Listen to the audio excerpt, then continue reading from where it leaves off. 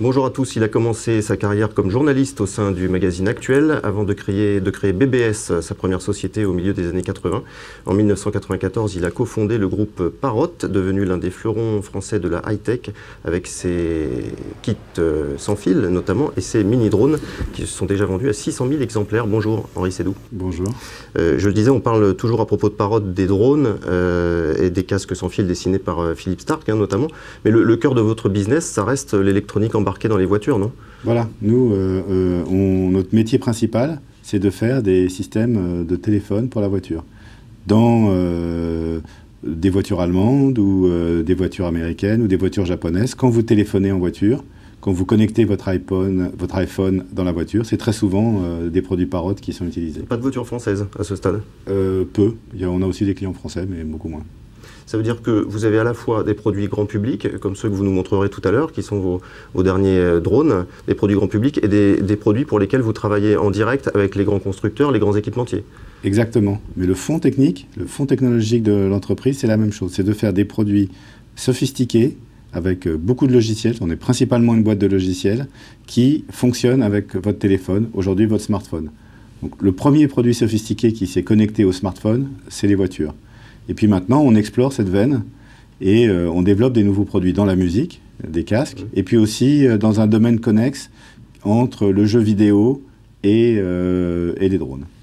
Pour rester sur la voiture, comment se positionne Parrot par rapport à un groupe comme Salesforce qui est également présent sur ce marché de la voiture connectée? Nous, ce qu'on fait, c'est des produits techniques qu'on trouve dans les voitures. Salesforce, ils vendent un service qui permet aux fabricants de voitures de savoir exactement comment sont utilisées les voitures pour établir la relation client et bien connaître l'empreinte de la voiture vis-à-vis de l'industrie, de ses consommateurs.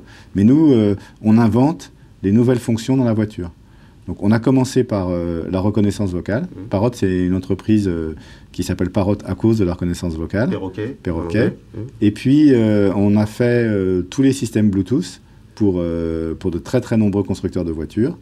Et maintenant on promeut le fait que dans la voiture, si on veut faire moderniser la voiture, il vaut mieux utiliser les technologies du consumer électronique, c'est-à-dire du smartphone. Et nous, on dit, faites des voitures avec la technologie du smartphone. Faites des voitures avec Android. Faites des voitures avec des grands écrans touch comme des iPads où on peut passer les services extrêmement facilement. Faites des voitures où on va se connecter au téléphone de l'utilisateur parce qu'il y a l'USB, parce qu'il y a Wi-Fi, pour attraper Internet dans la voiture et mettre Deezer à la place de la radio, c'est-à-dire du streaming à la place du broadcast radio. Et donc nous, on développe des solutions à base d'Android, c'est le système de Google pour faire des smartphones, pour faire des voitures connectées à l'Internet. On voit de plus en plus d'acteurs se positionner sur ce marché des objets connectés qui est très vaste et qui ouvre beaucoup de perspectives, mais on a le sentiment que chacun travaille sur ces technologies sans forcément penser à rendre compatibles tous les produits entre eux. Est-ce que vous ne pensez pas que ce sera à terme, ça peut être à terme une entrave au développement de ce marché? Je pense que le marché, il y a en informatique les normes et la normalisation, et que les trucs soient compatibles, c'est hyper important. En ce qui concerne l'Internet des objets, il y a toutes sortes de normes qui existent. C'est Wi-Fi, c'est Bluetooth, c'est l'USB. Mais il y a surtout deux grands acteurs qui sont Apple et Google et qui, avec l'iPhone et le téléphone Android, créent l'écosystème. Donc c'est ça la norme. Donc dès lors qu'on est dans un écosystème Android ou Apple... les deux en fait. Il faut être présent sur les deux, voilà, c'est essentiel. Tous les produits que nous faisons, Parrot, fonctionnent avec les deux, au moins avec les deux. Il faut aussi fonctionner avec Windows. Alors vous êtes venu aujourd'hui avec vos deux derniers produits qui ont été présentés à Las Vegas, qui sont des jouets, qui sont des drones que vous pouvez commander à partir de votre tablette. Un produit dont on a beaucoup parlé l'an dernier, c'était le Flower Power, qui est un capteur, si j'ai bien compris, qui permet de commander à distance l'arrosage des plantes. On peut y voir un gadget, mais on peut aussi se dire qu'à terme, ça ouvre des perspectives dans l'agriculture, par exemple. Exactement. Tout ce qu'on fait chez Parrot, on commence par le grand public, parce que c'est le marché qui est le plus immédiat. Vous avez un bon produit, nouveau, un produit dont les clients vont comprendre son usage, qui fonctionne avec votre iPhone ou avec votre téléphone Android, eh bien, le marché est là. Vous le faites, vous le produisez, vous pouvez le vendre. Donc, le grand public, c'est, pour une entreprise comme Parrot, c'est la possibilité de développer l'entreprise rapidement. Oui. Donc c'est pour ça qu'on fait toutes sortes de produits vraiment grand public. Et puis après, cette technique, on la spécialise.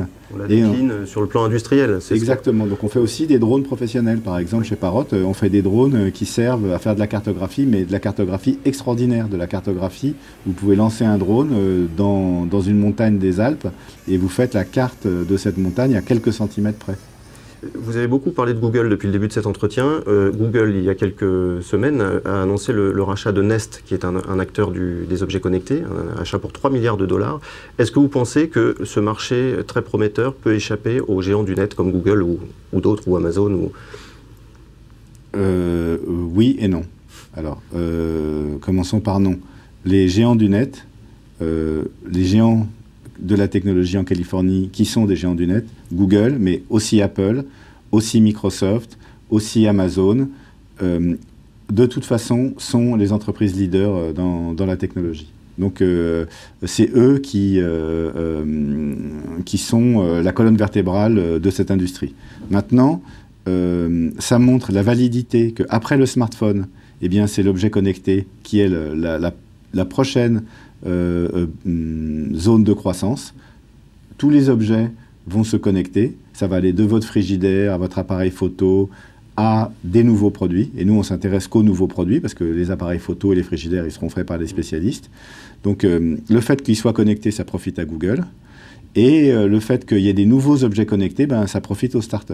Donc, il y aura toujours la possibilité de créer des nouveaux produits à condition qu'ils soient originaux, qu'ils soient différents, qu'ils soient bien.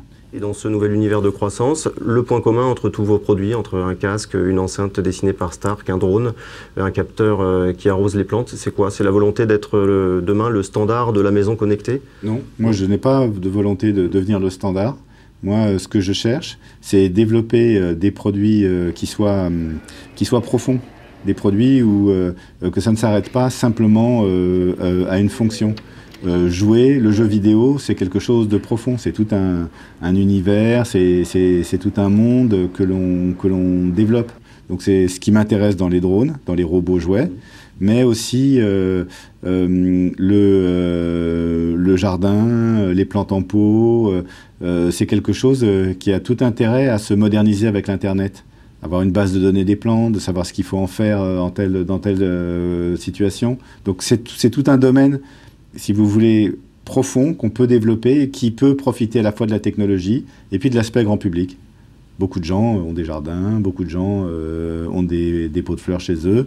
Et donc, si le pot de fleurs peut avoir des capteurs, peut dire non, attention, là, il y a un stress hydrique, il faut rajouter de l'eau, eh bien, on peut améliorer l'arrosage et le soin qu'on a de ces plantes chez soi grâce à la techno. C'est rendre technologique des produits de tous les jours, des produits anodins. Voilà, la techno va rentrer partout parce que maintenant, la technologie, grâce entre autres au téléphone cellulaire, est devenu très très abordable. Enfin, on peut mettre de l'électronique pour quelques dizaines d'euros dans des produits, mais maintenant, pour quelques dizaines d'euros, on a Linux, on a une connexion Internet, on peut mettre du logiciel vraiment sophistiqué, et c'est ça la croissance en technologie aujourd'hui, c'est qu'on peut vraiment avoir des produits sophistiqués qui coûtent quelques dizaines d'euros. Merci beaucoup, Henri Sédou, à bientôt. Merci bien. Merci.